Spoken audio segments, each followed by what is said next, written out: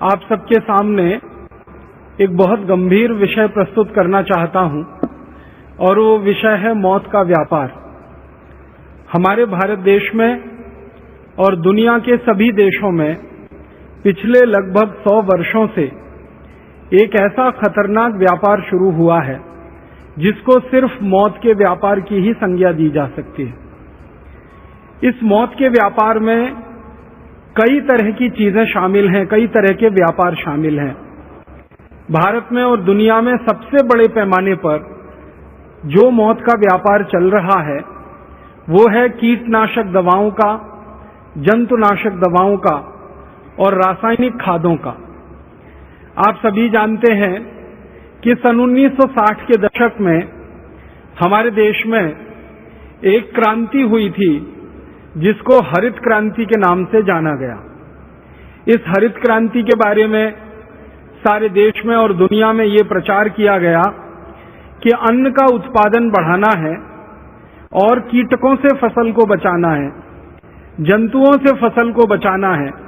Insects और बहुत तरह के पेस्ट फसल को खराब कर देते हैं, उससे फसल को बचना बहुत जरूरी है और फसल का उत्पादन बढ़ना बहुत जरूरी है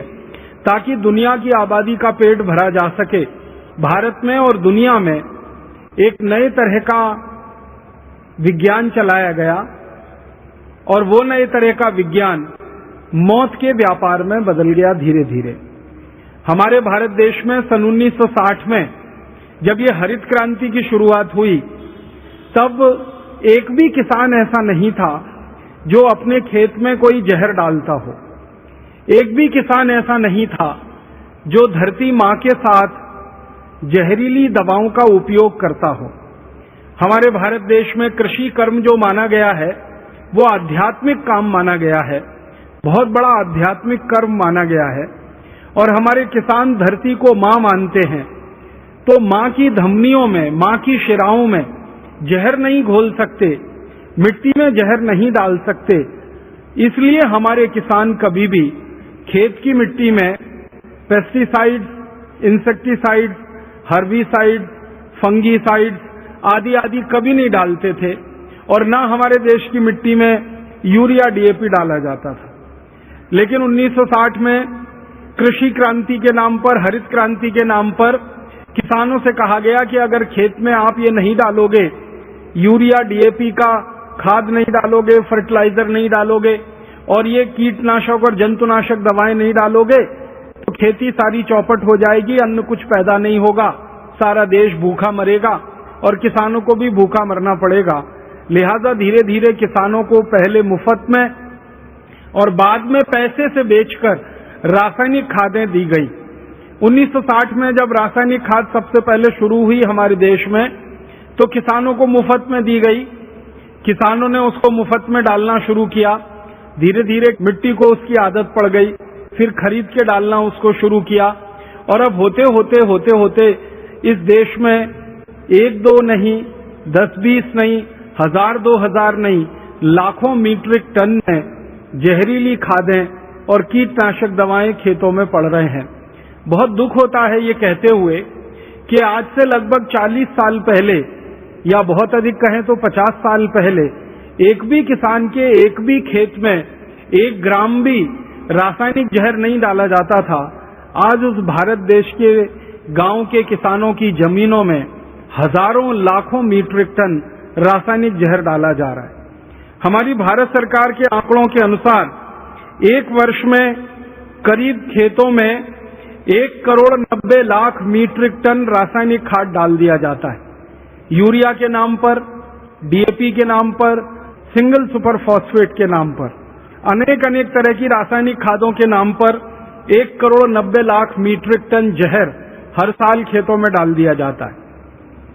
अब इन जहरीली रासायनिक खादों से जो पौधे बड़े होते हैं, इन पौधों पर तरह तरह के कीट लगते हैं, तरह तरह के जंतु आते हैं, तरह तरह के इंसेक्ट और पेस्ट आते हैं, क्योंकि रासायनिक खादों को डालने के बाद पौधों का अपना जो ताकत होती है वो कम हो जाती है आप जानते हैं जैसे मनुष्य के शरीर की प्रतिरक्षा शक्ति कम हो जाए तो मनुष्य शरीर बीमार पड़ने लगता है, वैसे ही पौधों के शरीर की प्रतिरक्षा शक्ति कम हो जाए तो पौधे भी बीमार पड़ने लगते हैं, माने तरह तरह के रोग उनको घेर लेते हैं। तो पहले पौधों को यूरिया, डीएपी, सुपर फॉस्फेट डाल के कमजोर किया जाता है शारीरिक रूप से, फिर उन कमजोरी के कारण जो बीमारियां आ जाती हैं पेड़ पौधों पर, जो कीड़े मकोड़े लग जाते हैं, जो तरह तरह के जंतु आ जाते हैं, उनको मारने के लिए फिर 90,000 मीट्रिक टन और दूसरा जहर स्प्रे किया जाता है। पाउडर के फॉर्म में करीब 90,000 मीट्रिक टन जहर डाला जाता है, अनेक अनेक नामों से डाला जाता है। कोई लिंडेन नाम से डालता है, कोई क्लोरोपाइरीफॉस नाम से डालता है, कोई डाइक्रोमेट के नाम से डालता है, कोई मोनोक्रोटोफॉस के नाम से डालता है। ऐसे भारत देश में सरकार के आंकड़ों के अनुसार 786 किस्म के कीटनाशक और 215 किस्म के जंतुनाशक खेतों में भिन्न भिन्न पौधों पर स्प्रे किए जाते हैं पूरे साल में।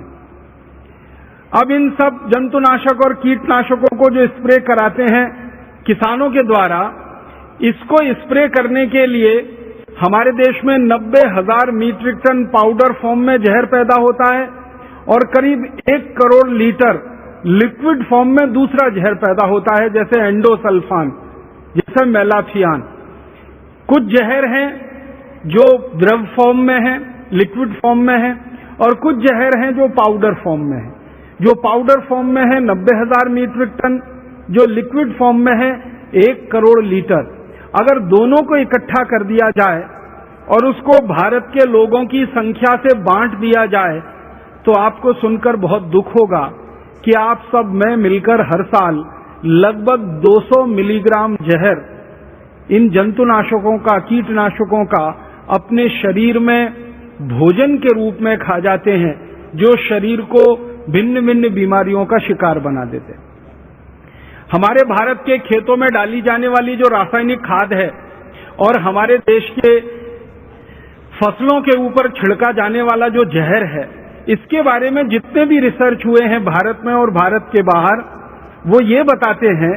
कि ये जो खाद हम खेतों में डालते हैं इसका मात्र 8 से 9% काम में आता है। बाकी सब जहर के रूप में पौधों में जाता है, पौधों से तने में जाता है, तने से उनके फल में आता है, और फल से फिर आपके भोजन में आता है, और भोजन से फिर आपके अंत में शरीर में आ जाता है। इससे भी ज्यादा गंभीर बात है कि जो पेस्टिसाइड और इंसेक्टिसाइड स्प्रे किए जाते हैं, छिड़के जाते हैं, इनका सिर्फ पौधों के लिए 3 से 4% ही उपयोग हो पाता है। बाकी का 96% ये जो जहर है ये मिट्टी में जाता है,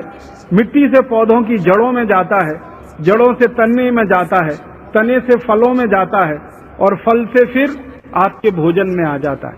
माने अल्टीमेटली जो सारा का सारा जहर है हमारे ही शरीर में आता है। अब इसमें 2 तरह से हमारे शरीर को ये नुकसान करता है।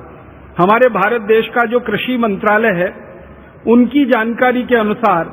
हर साल ये जो कीटनाशक और जंतुनाशकों का जहर खेत में जो किसान छिड़कते हैं, 76,000 किसान हर साल मर जाते हैं इसको छिड़कते समय।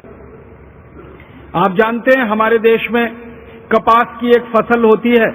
जिस पर सबसे ज्यादा ये कीटनाशक और जंतुनाशक छिड़के जाते हैं। फिर हमारे देश में गन्ने की फसल पर, गेहूं की फसल पर, धान की फसल पर, सब्जियों की फसलों पर, तरह तरह के फलों के ऊपर और कई तरह की दालों की फसल पर, सब तरह की फसलों पर ये जो जहर छिड़कते हैं किसान, तो जब वो स्प्रे करते हैं, स्प्रे करते समय ये जहर हवा में घुलता है और श्वास के द्वारा वो हवा उनके शरीर में जाती है और थोड़ी सी ओवरडोज होने के बाद किसानों की मौत हो जाती है। हर साल हमारे देश की सरकार के आंकड़ों के अनुसार 76,000 किसान तो ऐसे ही मर जाते हैं स्प्रे करते समय,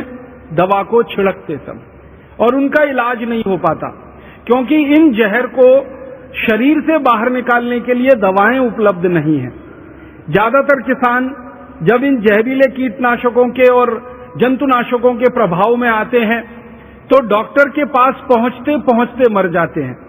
कई तो डॉक्टर के पास पहुंच जाते हैं लेकिन डॉक्टरों के पास उतनी अच्छी कोई चिकित्सा उपलब्ध न होने के कारण थोड़े दिन संघर्ष करते हैं और उनके हॉस्पिटल में दम तोड़ देते हैं। बहुत कम किसान ऐसे भाग्यशाली होते हैं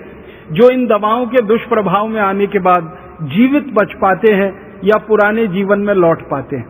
जो थोड़े जीवित भी बच जाते हैं, पुराने